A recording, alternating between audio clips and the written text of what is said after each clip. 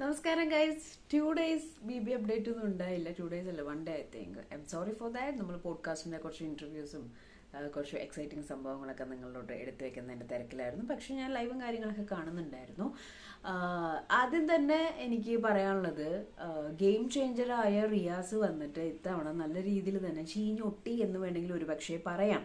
കാരണം എന്താന്ന് വെച്ച് കഴിഞ്ഞാൽ ഇപ്പൊ 3 പ്രാവശ്യമാണ് റിയാസ് എൻ്റെ അകത്ത് വരുന്നത്. വളരെ റോങ് ആയിട്ടുള്ള ഗെയിമാണ് കളിച്ചതെന്നാണ് എൻ്റെ ഒരു വിശ്വാസം. കാരണം സ്ട്രെയിറ്റ് പുള്ളിയുടെ ടാർഗറ്റ് ലക്ഷ്മി തന്നെയായിരുന്നു.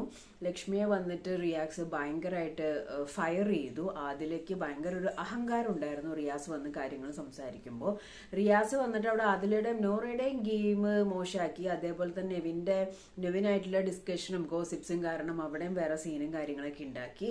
അപ്പം ഞാനിവിടെ പറയുന്നത്, ഒരു ആൾക്ക് നോർമലൈസ് ചെയ്യാൻ പറ്റില്ല എന്ന് പറഞ്ഞാൽ അവിടെ ഫോഴ്സ് ചെയ്ത് നോർമലൈസ് ചെയ്യാൻ ശ്രമിക്കുന്നതിൽ എനിക്ക് താല്പര്യമില്ല. അത് ഓരോരുത്തരുടെ ഇഷ്ടമാണ് അല്ലേ.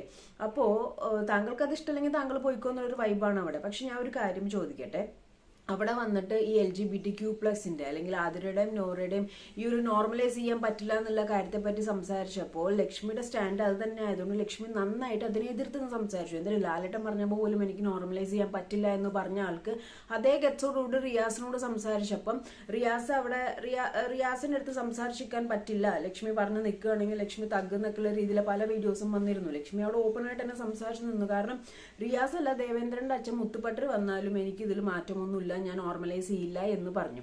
പക്ഷെ റിയാസ് ശ്രദ്ധിക്കേണ്ട ഒരു കാര്യം, എപ്പോഴും ഈ കമ്മ്യൂണിറ്റിയെ തന്നെ സപ്പോർട്ട് ചെയ്യാതെ ഇവിടെ വേറെ മനുഷ്യരും ഉണ്ട് അല്ലേ. മനുഷ്യന്മാരെല്ലാവരും ഈക്വൽ എന്ന് പറയുന്ന റിയാസിനോടാണ് പറയുന്നത്. റിയാസ് അവിടെ താനൊരു ഗുഡ് സോൾ അല്ല, താൻ ഇതിന് ഖേദിക്കേണ്ടി വരുന്നൊക്കെ എങ്ങനെ പറയണമായിരുന്നെന്ന് അറിയാമോ? ഒനീലിന്റെ ഇഷ്യൂ എടുത്തിട്ട് സംസാരിച്ചിരുന്നെങ്കിൽ ലക്ഷ്മിക്ക് അത് അതിനെ സപ്പോർട്ട് ചെയ്ത്, അല്ലെങ്കിൽ ലക്ഷ്മിക്ക് അതേപോലെ തഗ്ഗായിട്ട് നിന്ന് സംസാരിക്കാൻ പറ്റില്ലായിരുന്നു. കാരണം instead of talking about this, Riyas ഇപ്പൊ സപ്പോസ് പറയാണ്, താനൊക്കെ ഒരു മനുഷ്യനാണോ, ഒരു പയ്യന്റെ ജീവിതം കളയുന്ന രീതിയിൽ താൻ സംസാരിച്ചില്ലേ, താൻ ഇതിനെ അനുഭവിക്കും അല്ലെങ്കിൽ താൻ ഇത് ബാക്ക് ഫെയർ ചെയ്യേണ്ടി വരും എന്നുള്ള രീതിയിൽ റിയാസ് അവിടെ ഗെയിം ചെയ്തിരുന്നെങ്കിൽ ലക്ഷ്മി ഇത്ര ബോൾഡായിട്ട് റിയാസിനോട് സംസാരിക്കില്ലായിരുന്നു. അത് പറയാതെ നോർമലൈസ് ചെയ്യാനായിട്ട് ഫോഴ്സ് ചെയ്ത് സംസാരിച്ച് ഭയങ്കര ഓവറായിപ്പോയി ഇത്തവണ റിയാസ് വന്നിട്ട് കാണിച്ചു പോയത്. അതുകൊണ്ട് തന്നെ എന്തായി, ലക്ഷ്മിക്ക് ഒരുപാട് വോട്ട് കിട്ടി. നല്ല ആചാരം.